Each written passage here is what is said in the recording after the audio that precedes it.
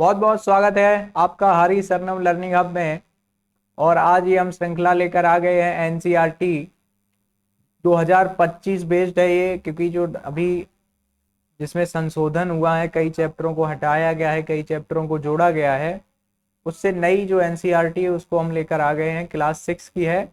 आगे धीरे धीरे हम सभी क्लासों की 12th तक पढ़ेंगे। ठीक है, तो सबसे पहले पहला चैप्टर है पृथ्वी पर स्थानों की स्थिति।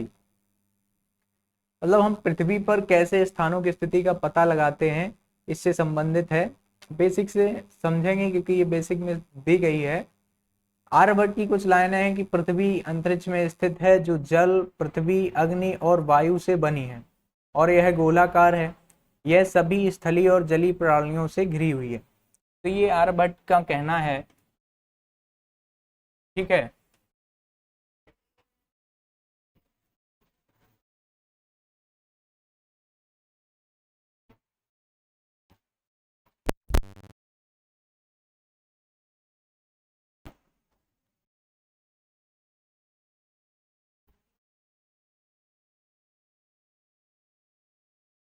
तो इसमें कुछ महत्वपूर्ण प्रश्न हैं जिनके बारे में हम चर्चा करेंगे। पहला है कि मानचित्र क्या है और हम इसका उपयोग कैसे करते हैं। मतलब मानचित्र के बारे में इसमें बताया गया है। निर्देशांक क्या है, मतलब हम मानचित्र पर उनको निर्देश कैसे कर दें कि ये पर्टिकुलर कोई भी स्थान यहाँ पर स्थित है, लोकेटेड है। उसके बारे में पृथ्वी पर किसी स्थान को अंकित करने के लिए अक्षांश देशांतर का उपयोग कैसे किया जाता है। मतलब इसमें अक्षांश देशांतरों के बारे में बताया गया है। देशांतर से स्थानीय समय और मानक समय कैसे संबंधित है, वो भी चीजें हम इसमें पढ़ेंगे।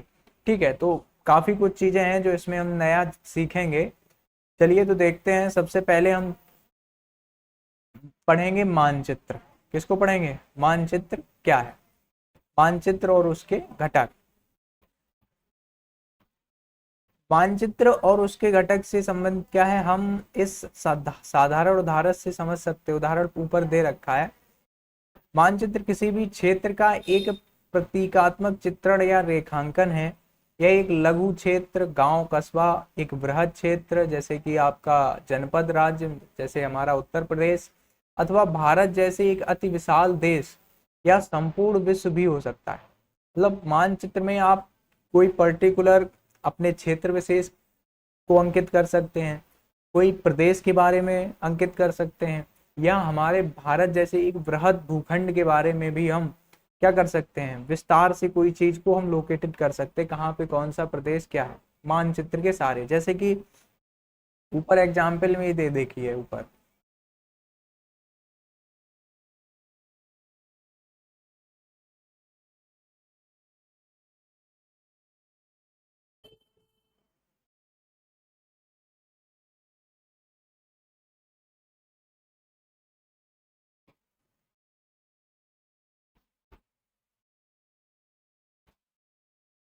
देखिए, कल्पना कीजिए कि आप पहली बार किसी नगर यात्रा कर रहे हैं।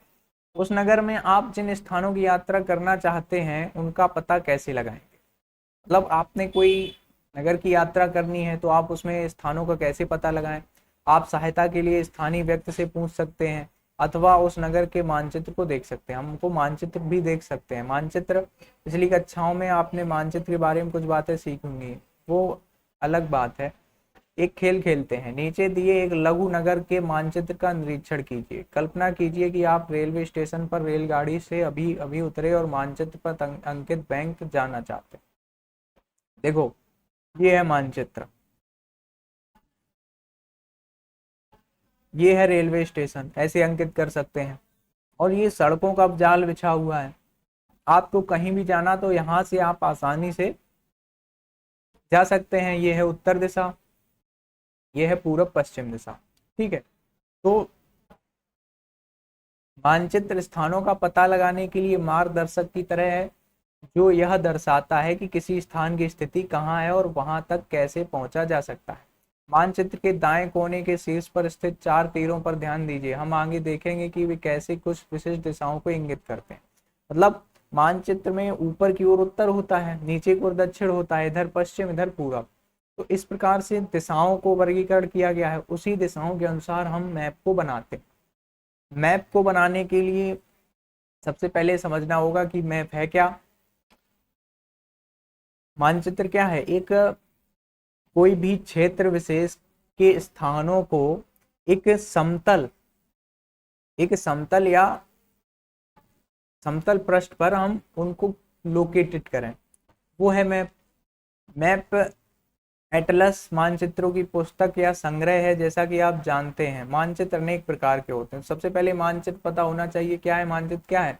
एक किसी भी क्षेत्र विशेष पृथ्वी पर उपस्थित किसी भी भूखंड के बारे में अगर हमको बताना है तो उसका हम एक पेपर पर एक समतल पृष्ठ पर उसको अंकित कर सकते हैं, ठीक है, और दर्शा सकते हैं प्रमुख स्थानों को, तो वो मानचित्र है।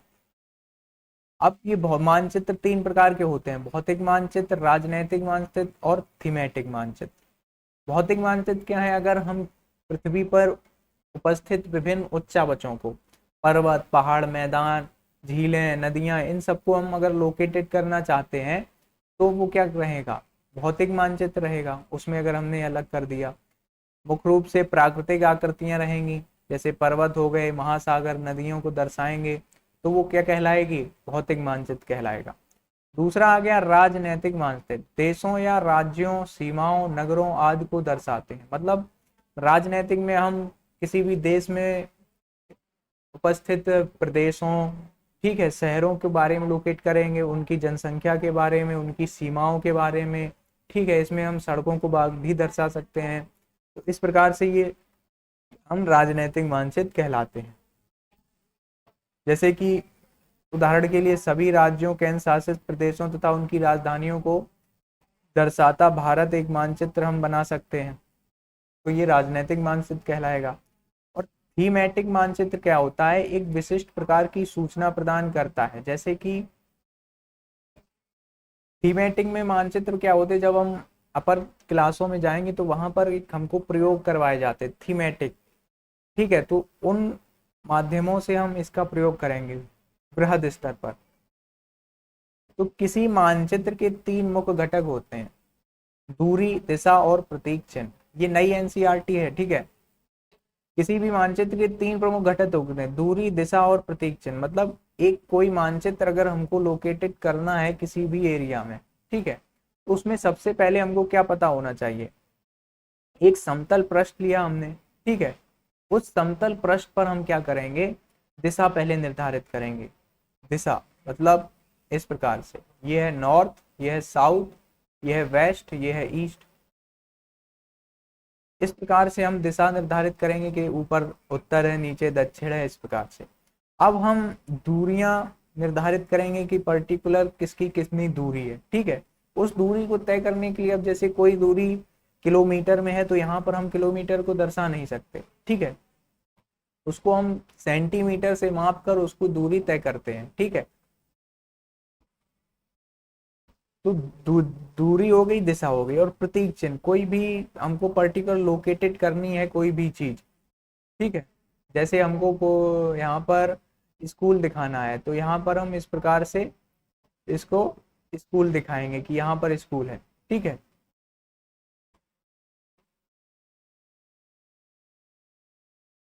इस प्रकार से ये रहेगा आपका, और फिर इसके माध्यम से हम दिशाएं वगैरह बनाएंगे, ठीक है।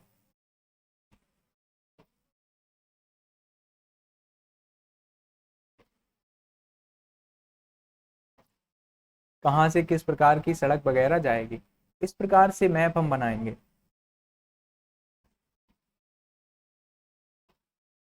अब देखो, इस चीज को समझो, क्वेश्चन आ रहा होगा दिमाग में कि दूरी एक पर्टिकुलर, जैसे यहाँ से यहाँ तक की दूरी है 10 किलोमीटर, ठीक है, एक पॉइंट बिंदु से ये है 10 किलोमीटर। अब हम इस 10 किलोमीटर को अपने पेपर पर कैसे दिखाएं, उसका कैसे प्रयास करें, तो इसको समझिए। आइए,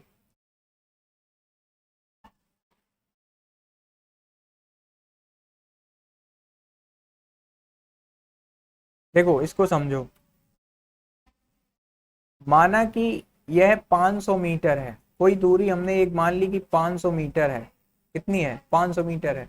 तो हम कहेंगे कि स्केल 1 सेंटीमीटर बराबर 500 मीटर। मतलब हम क्या कर लेंगे, कोई एक हमने किसी भी चीज की दूरी हमने निर्धारित है कि 500 मीटर है, तो उसको अगर हम प्लेन पेपर पर दर्शाने का प्रयास करेंगे तो हम कोई एक पैमाना बनाएंगे। क्या बनाएंगे? पैमाना। पैमाने के माध्यम से हम उस चीज को क्या करेंगे? अंकित करेंगे। अब पैमाना कैसे बनेगा? अब 500 मीटर को हम 1 सेंटीमीटर बना लिया। 1 सेंटीमीटर बराबर 500 मीटर, ये हमने माना है जैसे गणित में मानते हैं। मतलब अगर हम कोई रेखा 1 सेंटीमीटर की यहाँ पर खींचेंगे तो वो 500 मीटर दर्शाएगी रियल में। ठीक है, तो ये 1 सेंटीमीटर की रेखा 500 मीटर दर्शाएगी, ये कह रहे हैं। अब इस पाठ्य पुस्तक के अध्याय 5 के चित्र 5.2 में भारत के मानचित्र को देखिए। भारत मानचित्र अगर आप देखें तो देखिएगा कि इस प्रकार से है।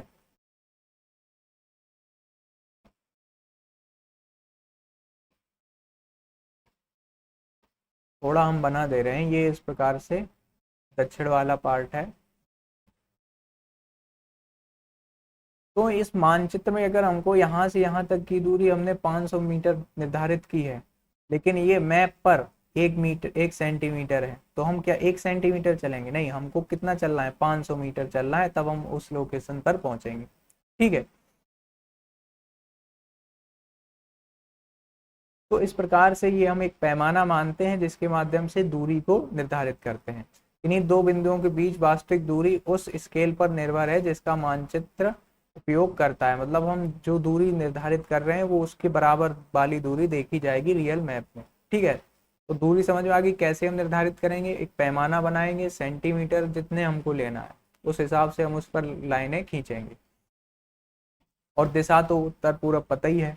ठीक है, आइए लघु नगर के मानचित्र को दाईं से शीर्ष स्थित चारों तरफ वापस आते हैं। ये 4 दिशाओं को इंगित करते हैं। शीर्ष पर उत्तर और घड़ी के कांटे की दिशा में घूमते हुए पूर्व, दक्षिण तथा पश्चिम, इन्हें चतुर्दिश या प्रधान बिंदु कहा जाता है। इनके अतिरिक्त मध्यवर्ती दिशाएं उत्तर पूर्व, दक्षिण पश्चिम और उत्तर पश्चिम भी उपयोग किया जाता है। अधिकतर मानचित्रों में उत्तर अक्षर से अंकित एक तीर होता है जो उत्तर दिशा को इंगित करता है। ये चीज देखो, दिशा बता दिया कि ऊपर उत्तर, नीचे दक्षिण, इधर पश्चिम, पूर्व, उत्तर पूर्व। तो इन दोनों के बीच की दिशा को क्या कहेंगे? पहले उत्तर है तो उत्तर, और पीछे पूर्व है तो उत्तर पूर्व। ठीक है, ये मेजर लाइन होती है। ठीक है, इसके माध्यम से हम चीजों को देखते हैं। ये वाली, ये रेखा, इस रेखा के सहारे हम देखेंगे। अब ये वाला जो पार्ट हम देख रहे हैं, बीच की रेखा जो, ठीक है, उस रेखा के सहारे देखो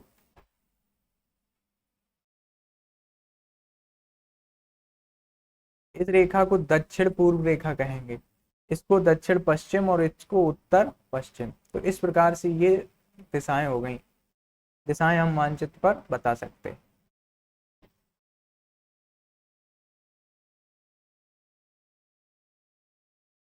अब आ जाओ प्रतीक चिन्ह पर। प्रतीक चिन्ह का एक और महत्वपूर्ण घटक है इसका, मानचित्र का प्रतीक चिन्ह। 3 बताए थे, पहले दूरी,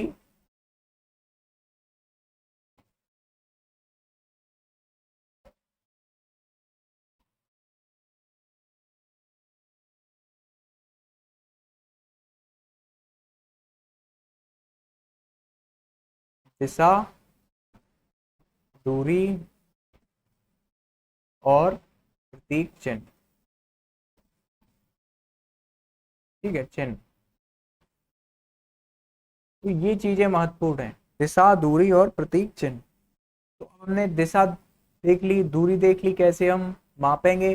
सेंटीमीटर में, लेकिन वो एक्चुअल होगी ज्यादा, किलोमीटर या मीटर में होगी। ठीक है, उसको हम मापक रूप में निर्धारित करते हैं। अब चिन्ह के बारे में, प्रतीक चिन्ह मानचित्रों का एक महत्वपूर्ण घटक है। हमारे मानचित्र में वास्तविक भवनों और कुछ अन्य अवयवों के लघु आरेख हैं, लेकिन एक बड़े नगर या एक देश के मानचित्र पर इन सभी के चित्रण के लिए पर्याप्त स्थान नहीं होगा। इसकी जगह इन आकृतियों के रेखांकन के लिए चिन्हों का उपयोग किया जाएगा। उदाहरण के लिए भवनों के विभिन्न प्रकार जैसे रेलवे स्टेशन, विद्यालय, डाकघर, मार्गों, रेलवे लाइनों और नदी, ताल या वन के लिए प्रतीक चिन्ह। इस तरीके से मानचित्र पर उपलब्ध सीमित स्थान पर अनेक विवरण दर्शाए जा सकते हैं। मतलब हम प्रत्येक कोई वस्तु का हम एक मार्क बना लेंगे, प्रतीक चिन्ह बना लेंगे, जिससे हम उसको हम दर्शाएंगे। ठीक है, कुछ प्रतीक चिन्ह नीचे देखो देख दिए हैं।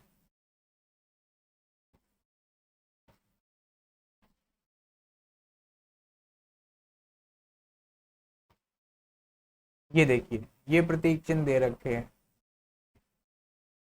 देखो इनको। रेलवे लाइन, बड़ी लाइन, छोटी लाइन, रेलवे स्टेशन। अगर ये रेलवे लाइन है, ठीक है, और ये है रेलवे स्टेशन, यहाँ पर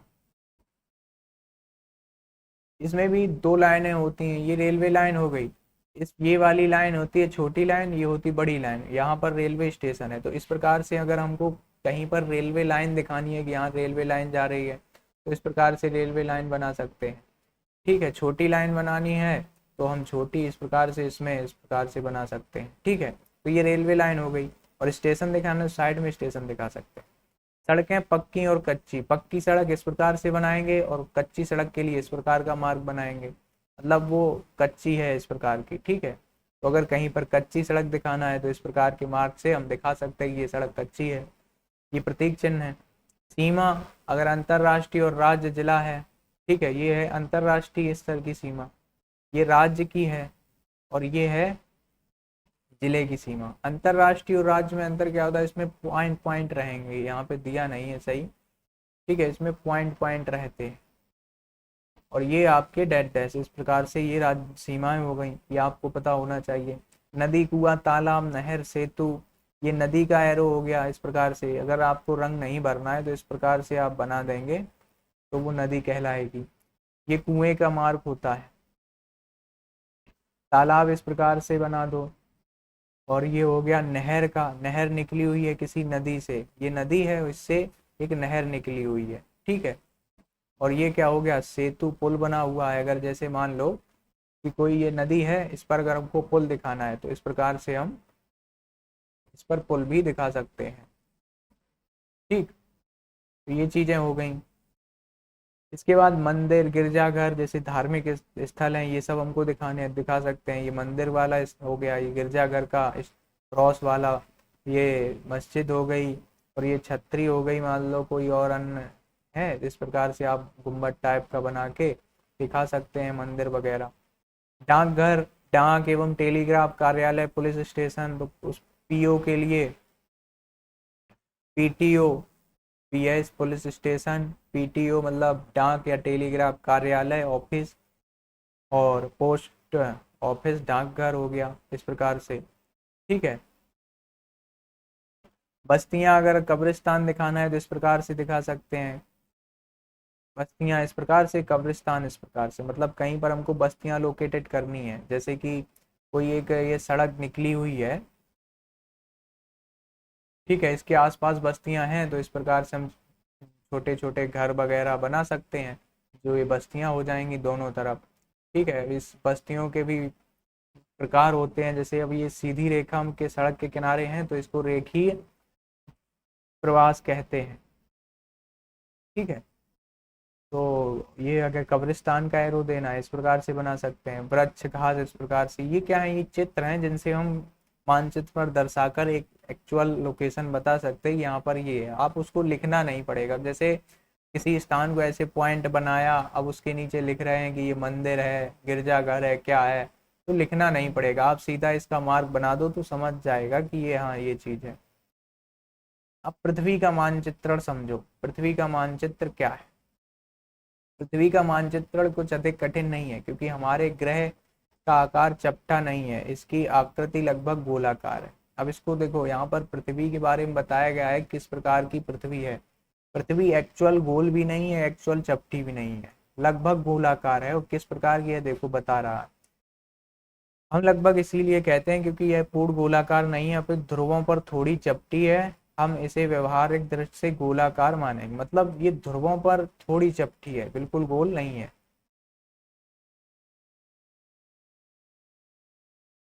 ध्रुवों पर कैसी है, चपटी है थोड़ी, इस प्रकार से, और बाकी गोलाकार है। कागज के एक समतल पृष्ठ पर एक गोलाकार वस्तु को यथावत चित्रित करना संभव नहीं है। ऐसा क्यों है? इसे समझने के लिए एक संतरे को इस प्रकार छीलिए कि पास उसके छिलकों के केवल 3 अथवा 4 टुकड़े हों। इसके बाद एक मेज पर उन्हें चपटा करने का प्रयास कीजिए। आप पाएंगे किनारों को तोड़े बिना आप यह नहीं कर सकते, बिना किनारे तोड़े नहीं कर सकते। तो ये कठिन है दर्शाना। अब एक ग्लोब पर विचार कीजिए जो एक गोल आकृति जैसा है। इस प्रकार से ये ग्लोब है और उस पर मानचित्र बनाया गया है। ये मानचित्र बनाए गए हैं। यह पृथ्वी, चंद्रमा, मंगल ग्रह, तारों और तारामंडल आदि का भी एक मानचित्र हो सकता है, गोल टाइप का। इस पृष्ठ पर दिए गए प्रथम चित्र पर दर्शाई गई वह भौतिक वस्तु जो गोलाकार है, सामान्यतः धातु, प्लास्टिक या कार्डबोर्ड की बनी हुई है। हम यहाँ पृथ्वी के भूगोल के प्रतिनिधित्व करने वाले ग्लोब का अध्ययन करेंगे। चूंकि ग्लोब और पृथ्वी का आकार एक समान होता है, इसीलिए एक ग्लोब किसी समतल मानचित्र की तुलना में पृथ्वी के भूगोल का बेहतर प्रतिनिधित्व करता है। मतलब अगर हम पृथ्वी का एक मानचित्र बनाना चाहें तो एक किसी कागज के या कार्डबोर्ड के उस गोल टुकड़े पर हम मानचित्रण कर सकते हैं, तो वो हम पृथ्वी पर मानचित्र को दर्शा सकते हैं क्योंकि पृथ्वी गोल है। ठीक है। अब जैसे इसमें निर्देशांक को कैसे हम समझें। किसी नगर या कस्बे को एक बड़े बाजार की कल्पना कीजिए जिसमें सीधी पंक्तियों में समान आकार की दुकानें हैं। आप बाजार में एक स्टेशनरी दुकान पर अपने मित्र से मिलना चाहते हैं, लेकिन आपका मित्र यह नहीं जानता कि दुकान कहाँ पर है। अतः आप उसे इस प्रकार का निर्देश देंगे, प्रवेश द्वार से 5वीं पंक्ति की 7वीं दुकान पर सायं 6 बजे मुझसे मिलो। तो मतलब अगर पंक्तियों में हम किसी बाजार की दुकानों को व्यवस्थित करते हैं मैप में, तो उससे आसानी से समझा जा सकता है, सही जगह पर वो बंदा पहुंच जाएगा। ठीक है। अब शतरंज के पटल पर विचार करते हैं। आगे बढ़ने वाले खिलाड़ी की चालों को दर्ज करने के लिए मुख्य खानों पर अक्षर का से जा तक और दोनों ओर के बीच अंक 1 से 8 तक लगाए जाते हैं। इस साधारण प्रणाली में खिलाड़ी प्रत्येक वर्ग को अंकित कर पाते हैं और प्रत्येक चाल चिन्हित करते हैं। यहाँ पर सफेद पक्ष की रानी के सामने वाले प्यादे को 2 चाल आगे बढ़ाकर खेल का आरंभ किया जाता है, तथा प्यादा घात 2 से घात 4 की ओर आगे बढ़ता है। ये इस प्रकार की निश्चित है कि ये यहाँ पर पंक्तियों और कॉलमों में बांट रखा है, तो उससे आसानी से पता लगाया जा सकता, ये कहने का मतलब। अब हम सीधा समझते हैं अक्षांश और देशांतर। मतलब अब हमने मैप को समझ लिया। मैप क्या है? मैप यानी कि हमारा मानचित्र। मानचित्र क्या है कि किसी भी समतल पृष्ठ पर, वही परिभाषा है, किसी भी पृथ्वी पर उपस्थित स्थल को हम अगर दर्शाना चाहते हैं तो समतल पृष्ठ के सहारे, निर्देशांकों के सहारे हम उसको दर्शा सकते हैं। ठीक है। इसके लिए 3-4 घटक हैं, जैसे दूरी हो गई, दिशा हो गई और निर्देशांक प्रतीक चिन्ह हो गए। दूरी तय करने के लिए हम मापन करते हैं, पैमाना लेते हैं। अगर कोई किलोमीटर में दूरी है उसको हम छोटा करके सेंटीमीटर में माप लेते हैं कि 1 सेंटीमीटर बराबर 1 किलोमीटर। तो अगर कोई कई किलोमीटर की दूरी है तो उसको हम कई सेंटीमीटर में बदल कर आसानी से उसको चित्रित कर सकते हैं। दिशा को हम निर्धारित कर सकते हैं कि ऊपर उत्तर है, इधर पूरब है, नीचे दक्षिण है, इधर पश्चिम है। तो आसानी से दिशाओं के सहारे हम उसको एक्चुअल स्थिति दे सकते हैं। और निर्देशांकों के सहारे उन स्थानों को हम प्रदर्शित कर सकते हैं जो हमको एक्चुअल दर्शाना है। कोई भी स्थान हो सकता है, पर्वत, पठार, मैदान, या कोई अगर हम राजनीतिक मैप बना रहे हैं तो उसमें घरों का, ठीक है, और सड़कों का जाल, इन सब के बारे में भी हम उसको निर्देशांकों के माध्यम से बता सकते हैं। अब ये तो मैप का हो गया। अब हम पृथ्वी पर अक्षांश और देशांतरों की स्थिति से कैसे समझें कि अक्षांश क्या है, देशांतर क्या। देखो अक्षांश क्या होते हैं ऐसे थोड़ा समझ लो, फिर हम आगे पढ़ते हैं। अक्षांश को इंग्लिश में कहते हैं लैटिट्यूड। लैटिट्यूड मतलब लेटे हुए। इस प्रकार से अगर हैं तो वो अक्षांश कहलाएंगे।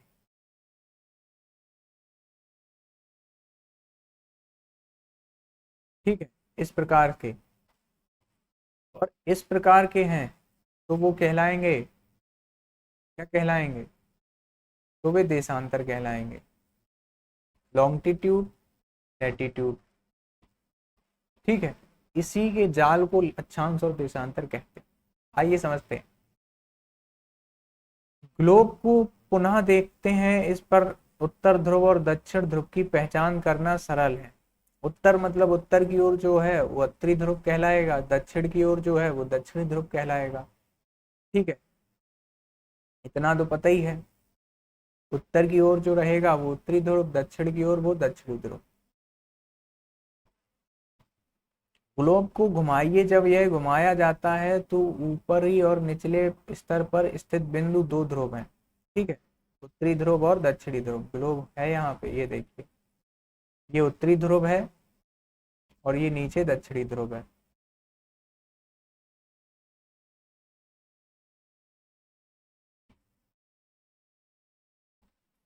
तो इन ध्रुवों के सहारे, ये ध्रुव दिख रहा है, थोड़ा चपटा है इस प्रकार से। ठीक है, एक्चुअल स्थिति आप देख सकते हैं।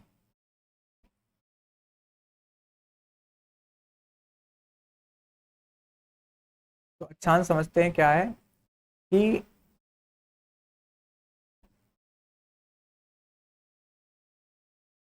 स्थित दो ध्रुव हैं, इनके मध्य में भूमध्य रेखा, विषुवत रेखा होती है। दोनों ध्रुवों के मतलब, एक ये उत्तरी ध्रुव हो गया, ये साउथ पोल हो गया, दक्षिणी ध्रुव हो गया, इसके बीचों बीच मतलब यहां से यहां तक ये वाली अगर रेखा हम कहें, ये रेखा ये होती है जो बीच से डिवाइड करे उत्तरी ध्रुव और दक्षिणी ध्रुव को आधा आधा, तो वो होती है भूमध्य रेखा। भू मतलब पृथ्वी के मध्य की रेखा, भूमध्य रेखा, विषुवत रेखा, जो कि अक्षांश के रूप में होती है।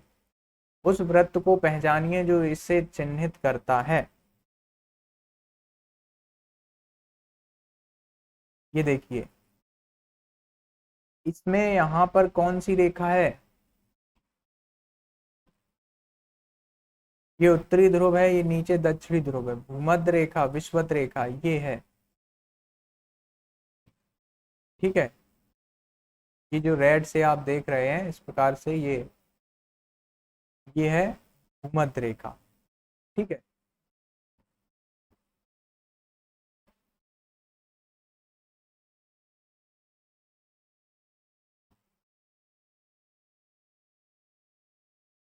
कल्पना कीजिए कि आप भूमध्य रेखा पर खड़े हैं और दोनों ध्रुव में किसी एक ध्रुव की ओर यात्रा कर रहे हैं।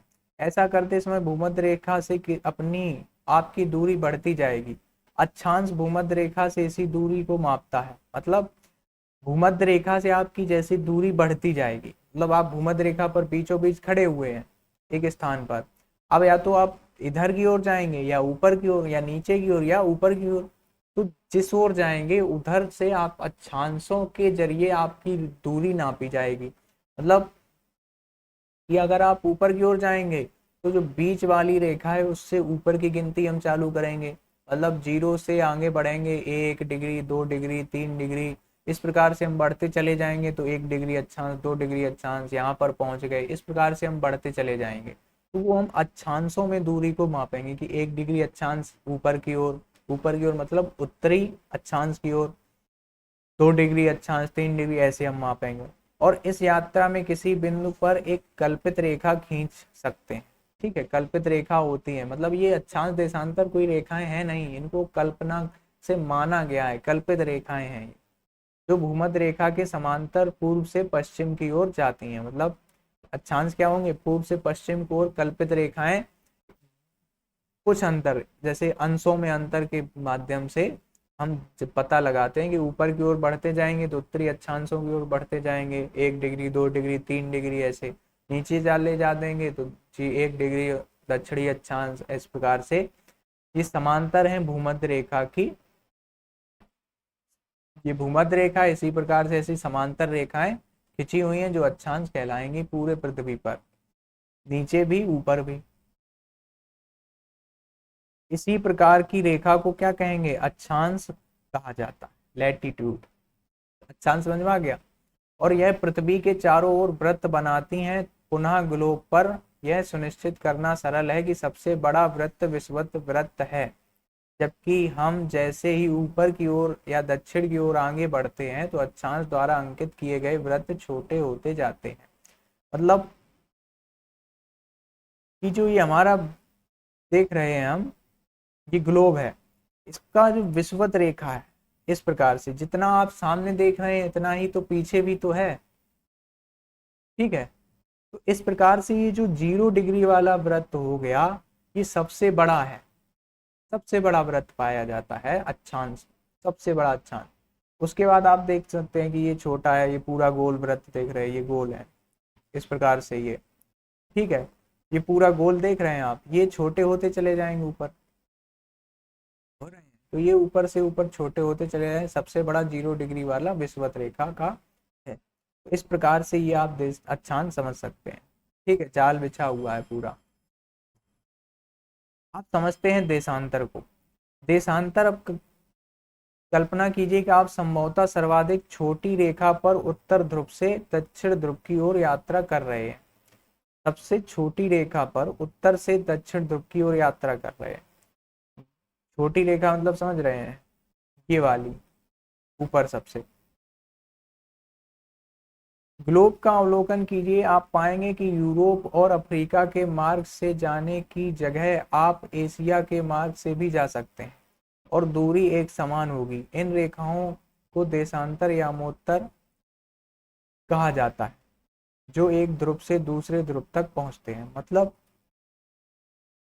अगर हम इस छोटी रेखा से, ये जो यहाँ पे उपस्थित है, यहाँ से अगर हम नीचे की ओर जाएं, एक ध्रुव से दूसरे ध्रुव की ओर चलना प्रारंभ करें, या तो इधर से ऊपर की ओर या ऊपर से नीचे की ओर, ठीक है, तो हम किससे जा सकते हैं, या तो एक कोई एक रेखा पकड़ लें, या अफ्रीका यूरोप से होती हुई ये वाली रेखा पकड़ लें, या हम यहाँ एशिया से कोई रेखा पकड़ लें, पहुंचेंगे तो वहीं पर। तो इसी प्रकार की जो रेखाएं हैं इनको हम क्या कहेंगे, देशांतर रेखाएं कहेंगे। ठीक है, आप विज्ञान में यह भी सीखेंगे कि पृथ्वी अपनी धुरी पर घूमती है।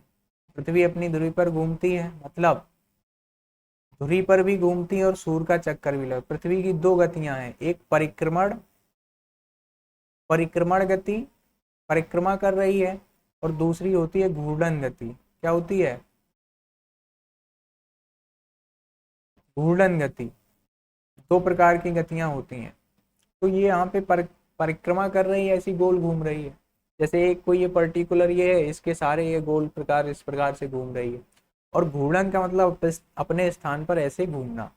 ठीक है, इसे सरलता से समझने के लिए एक टेबल लैंप को अपने ग्लोब से थोड़ा दूर रखिए। यही सब है कि ग्लोब से दूर रख के अपना एग्जाम्पल कीजिए। ग्लोब को पूर्व की ओर घुमाने पर हम देख सकते हैं कि पृथ्वी पर कुछ स्थानों पर प्रातः काल और अन्य स्थानों के मध्याह्न, सायं या रात्रि। वही चीज है कि हम अगर इधर रखें तो ये मान लो टॉर्च है, इस प्रकार से ग्लोब घुमाएंगे दोनों गतियां करते हुए, तो वो होता है दिन और रात। जब एक देश में प्रातः नाश्ते का समय होता है, अन्य देश में मध्याह्न भोजन का समय होता है, और किसी तीसरे देश में लोग रात्रि भोजन कर गहरी नींद में सो रहे होते हैं। इस कारण एक स्थान के देशांतर के माप द्वारा हम उस स्थान के समय को भी मापेंगे। ये कैसे होता है, देखो समय अब मापेंगे हम इन यामोत्रों से, कैसे समय को हम देख सकते हैं, इसी से निर्धारित होता है समय। देशांतर को मापने के लिए हमारे द्वारा प्रमुख यामोत्तर कहे जाने वाले संदर्भ बिंदु को परिभाषित करना आवश्यक है।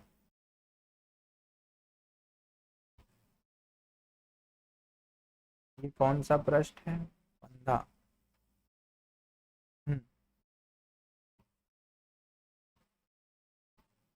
यामोत्तर मतलब यही रेखा है। इसे ग्रीनविच यामोत्तर भी कहते हैं। प्रमुख यामोत्तर कौन सा है, जो बीच में है ये वाला, देखना ग्लोब पर दिखाते हैं।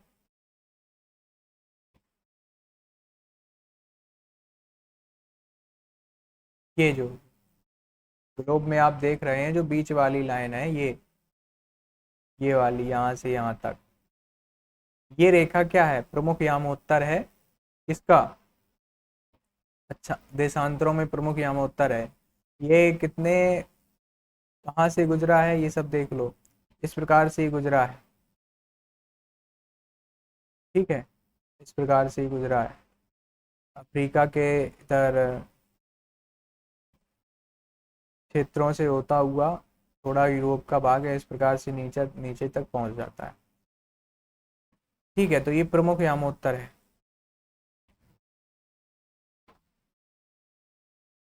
इसे ग्रीनविच यामोत्तर भी कहते हैं, ग्रीनविच रेखा इसी को कहते हैं, क्योंकि वर्ष 1884 में कुछ देशों ने तय किया कि इंग्लैंड में लंदन के एक क्षेत्र ग्रीनविच से गुजरने वाली यामोत्तर प्रमुख यामोत्तरों के लिए अंतरराष्ट्रीय मानक मानी जाएगी। इसे 0 डिग्री देशांतर के रूप में अंकित किया जाता है। ठीक है, यदि आप ध्रुवों में से किसी एक की ओर यात्रा करते हैं तो जिस प्रकार अक्षांश भूमध्य रेखा से दूरी का एक मापक है, उसी प्रकार से अगर हम पूर्व से पश्चिम की ओर चलेंगे तो ये 0 डिग्री से इधर की ओर पूर्व की ओर, तो वो देशांतरों में हम बढ़ते चले जाएंगे। सेम प्रक्रिया है, 0 के बाद 1 डिग्री 2 डिग्री, और सेम इधर पश्चिम की ओर। तो उसी प्रकार यदि ये भूमध्य रेखा के साथ साथ यात्रा करते हैं तो देशांतर प्रमुख यामोत्तर से दूरी एक माप लेंगे हम। देशांतर को भी डिग्री में मापा जाता है, पश्चिम हो या पूर्व इसका मान 0 डिग्री से 180 डिग्री तक बढ़ता है, तथा इसमें पश्चिम के लिए पश्चिम तथा पूर्व के लिए पूर्व वर्णों को जोड़ा जाता है, मतलब पश्चिमी देशांतर और पूर्वी देशांतर। धारणतया पूर्णांक का उपयोग करते हुए न्यूयॉर्क का देशांतर 74 डिग्री पश्चिम है, जबकि दिल्ली का 77 डिग्री पूर्व और टोक्यो का 140 डिग्री पूर्व है। ये पश्चिम की ओर है, ये पूर्व की ओर है। ठीक है,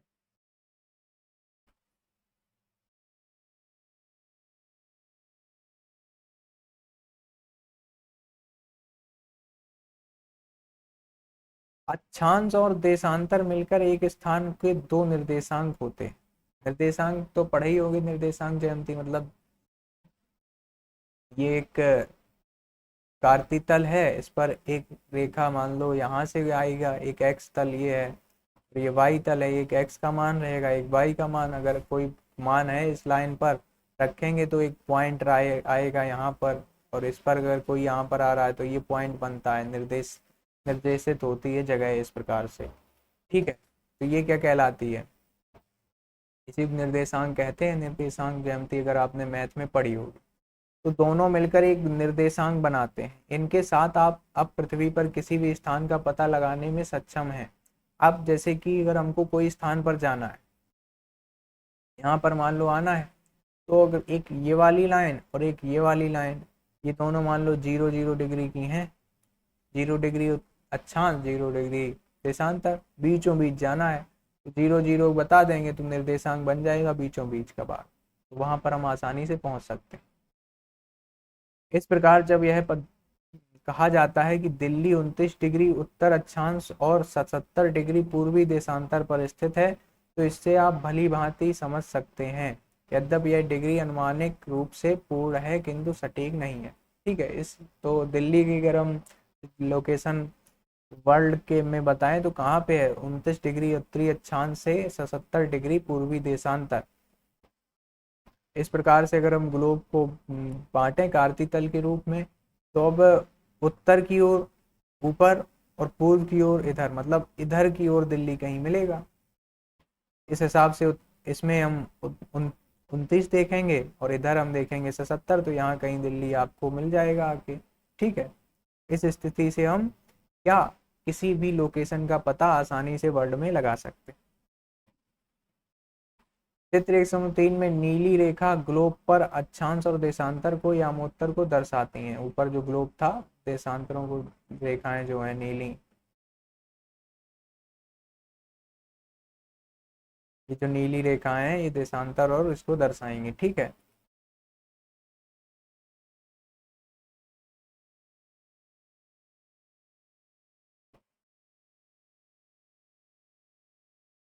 यह सभी रेखाएं मिलकर ग्लोब पर एक ग्रिड बनाती हैं, जिन्हें ग्रिड रेखाएं भी कहते हैं। ग्रिड टाइप की बना देंगे तो इसलिए ग्रिड रेखाएं भी कह देते हैं। आइए पता लगाएं, यदि आप कक्षा में ग्लोब या मानचित्र स्पष्ट रूप से अक्षांश देशांतर अंकित हैं तो एक मुंबई, कोलकाता, सिंगापुर और पेरिस के अक्षांश देशांतर लगभग मान लिखने का प्रयास कीजिए। या एक प्रकार से वो है एग्जाम्पल से आप तौर ग्रीनविच यामोत्तर ये है, देखिए ग्रीनविच यामोत्तर और ये भूमध्य रेखा, पश्चिमी गोलार्ध ये ग्रीनविच बांट देगा, इधर का आधा पश्चिमी गोलार्ध हो गया, ये वाला हो गया दक्षिणी पूर्वी गोलार्ध, और ये जो भूमध्य रेखा है दो भागों में बांटेगी पृथ्वी को, ऊपर उत्तरी गोलार्ध और नीचे दक्षिणी गोलार्ध। ठीक है, इस प्रकार से ये गोलार्ध में बट जाएगा, पूर्वी गोलार्ध दक्षिणी गोलार्ध। ये अमोत्तर रेखा आपको पता होनी चाहिए कहाँ से गुजरती है। ठीक है, तो ये व्यामोत्तर किस प्रकार से पृथ्वी को बांटने का प्रयास करते हैं। ठीक है, ये देखिए दिल्ली की स्थिति, ये 75.8 डिग्री है पूर्वी देशांतर इस प्रकार से, और ये आपका 77 डिग्री वाला है दिल्ली, कोलकाता, मुंबई, इनकी स्थितियों का पता लगाना है। ठीक है, इस प्रकार से भारत की स्थिति देख सकते हैं आप। अगर ये हम पार्ट देखें कहाँ पे मिलेगा आके, और ये वाला पार्ट कहाँ पे मिलेगा आके, इस सब का पता लगाओ। अब आ जाओ समय क्षेत्र को समझना।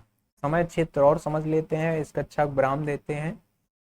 ठीक है, समय क्षेत्र टाइम जोन ग्लोब को पुनः पश्चिम से पूर्व की ओर घुमाइए। इसी प्रकार से हमारा ग्रह अपनी धुरी पर चक्कर लगाता है, मतलब ऐसे पूर्व से पश्चिम की ओर चक्कर लगाता है, मतलब यह है पूर्व, यह है पश्चिम, तो इस प्रकार से घूमेगा और प्रत्येक 24 घंटे में एक चक्कर पूरा करता है। एक पूरा चक्कर 360 डिग्री है, अतः इसका अर्थ है कि प्रति घंटा 15 डिग्री, यानी 15 गुणा 24 बराबर 360, मतलब हम पृथ्वी की जो घूर्णन गति से समय का मापन करते हैं। पृथ्वी 24 घंटे में 360 डिग्री घूमती है, 24 घंटे में 360 डिग्री चक्कर लगा रही है, एक चक्कर इस प्रकार से गोला एक 360 डिग्री का होता है, तो 24 घंटे में 360 डिग्री चक्कर लगा रहे हैं। तो अगर हम 24 में 360 में 24 का भाग करें तो कितना आएगा, 15, कितना आएगा 15, यही तो आएगा। 24 एकम 24, कितना बचेगा 36, 6 में 4 गई 2, 3 में 2 गई 1, 12, 120 हो गया।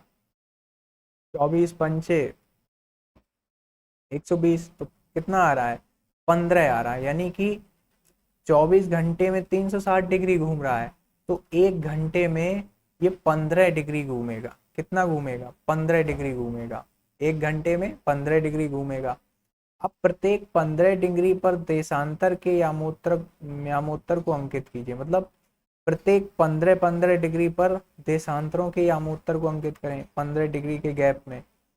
मुख्य यामोत्तर से पूर्व की ओर जाते हुए हम 0 डिग्री से फिर 15, फिर 30, फिर 45, ये सब पूर्व प्राप्त करेंगे, मतलब 0 से ये है इधर की ओर जब जाएंगे तो ये फिर 15 डिग्री का आएगा, फिर आएगा 30 डिग्री का आएगा, फिर आएगा कितने 45 डिग्री का आएगा। इस प्रकार से पूर्व की ओर हम बढ़ते चले जा रहे हैं।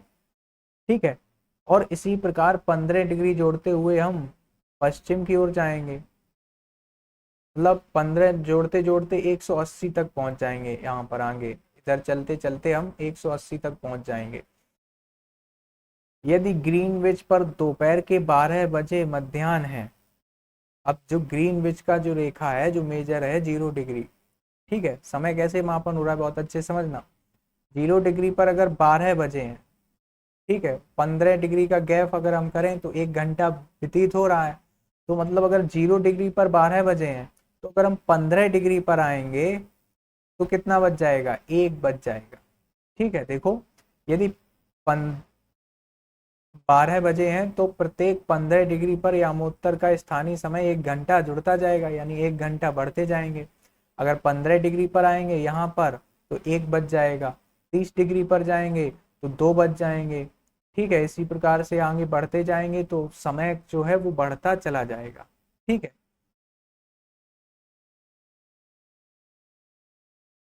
लेकिन पश्चिम की ओर जाने पर इसके विपरीत होता है। अब 0 डिग्री के अगर हम पूर्व की ओर जा रहे हैं तो ये बढ़ता चला जाएगा, लेकिन पश्चिम की ओर जाएंगे तो ये घटेगा। कैसे,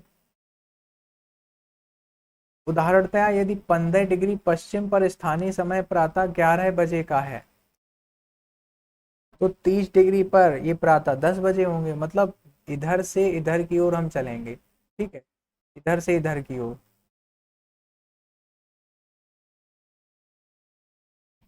इसमें समझो, देखो ये है मध्याह्न, मतलब 0 डिग्री वाला, ठीक है, ये 0 डिग्री है,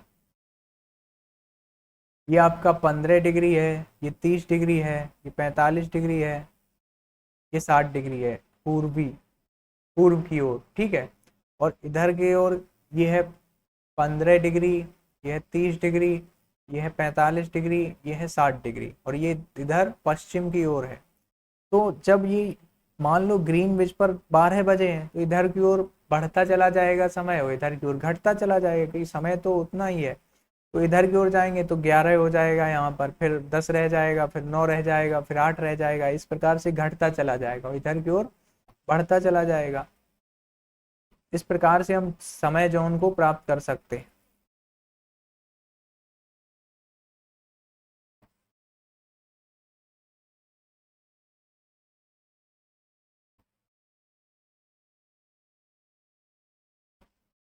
इस विधि का पृथ्वी पर किसी भी स्थान के स्थानीय समय की गणना करने में उपयोग किया जाता है। मतलब स्थानीय समय को अगर हम माप करें तो ऐसे कर सकते हैं। अब लेकिन यह विधि किसी देश के अंदर अनेक स्थानीय समयों के उपयोग के संदर्भ में उचित नहीं होगी। मतलब प्रत्येक 15 पर अगर हम देखें तो पूरे भारत में अलग अलग समय हो जाएगा। तो इसी कारण अधिकतर देश उनके मध्य से गुजरने वाले यामोत्तर पर आधारित एक मानक समय को अपनाते हैं। मतलब अब पूरे विश्व के मानक समय को नहीं मानते, वो अपने देश से संबंधित, मान लो कोई देश है, अपना है भारत देश, ठीक है,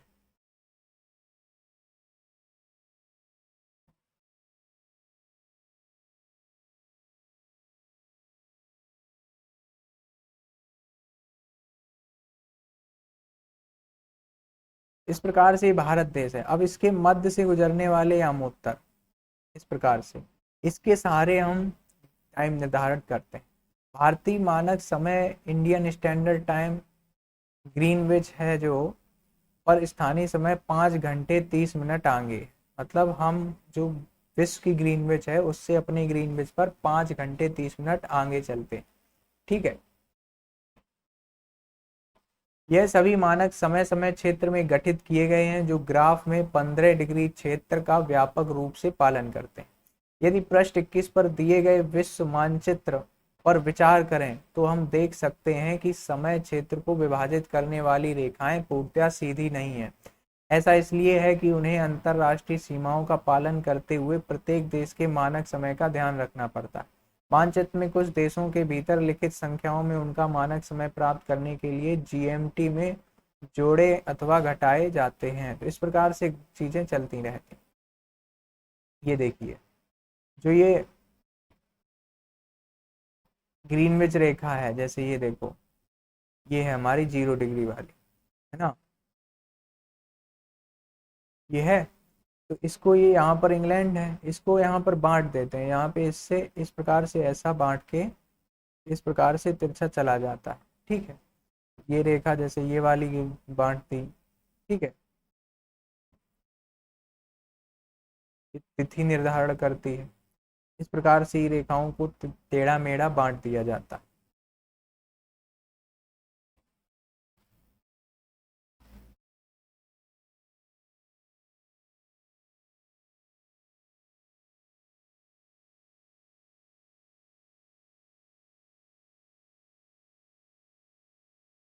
ग्रीनविच पर स्थिर मुख्य यामोत्तर जिसके विपरीत की रेखा लगभग 180 डिग्री देशांतर पर है उसे अंतरराष्ट्रीय तिथि रेखा कहते हैं। अंतरराष्ट्रीय तिथि रेखा हमने बताई थी, ये वाली है, इससे तिथियों का निर्धारण किया जाता है।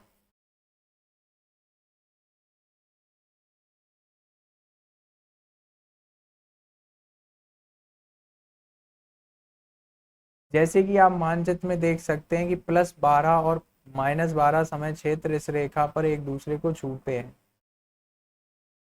ये है +12, ये +12 है, और इधर -12 है, दोनों एक दूसरे को छूते हैं, मतलब इधर प्लस माइनस रहेगा, इधर प्लस रहेगा। कैसे देखो, दोनों इस रेखा को छू रहे हैं पर एक दूसरे को छूते हैं। यदि आप इससे इसे समुद्री जहाज या विमान से पार करते हैं तो आपके द्वारा अपनी घड़ी की तिथि में परिवर्तन करना आवश्यक है, मतलब तिथि बदल जाएगी, माइनस में हो जाएगी। यदि आप पूर्व की ओर से यात्रा करते हुए इसे पार करते हैं, ऐसे जाते हैं, तो आप एक दिन क्या हो जाएंगे, मान लीजिए सोमवार से रविवार, ठीक है, घटाएंगे, सोमवार में जा रहे थे तो रविवार में जाएंगे, और इधर से आएंगे तो एक दिन बढ़ाना पड़ेगा, ठीक है।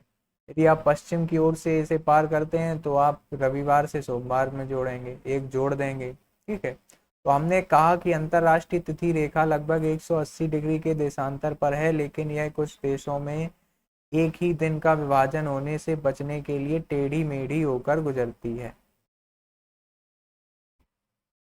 ठीक है, एक ही दिन का विभाजन करने के लिए टेढ़ी मेढ़ी कर दी जाती है।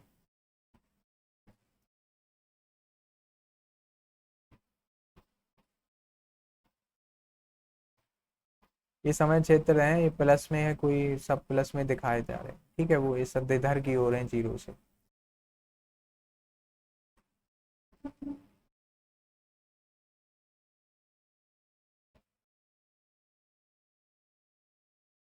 तो इस प्रकार से ये चैप्टर हुआ फिनिश। अगला चैप्टर अगली क्लास में अगले दिन आपको मिलेगा, ठीक है।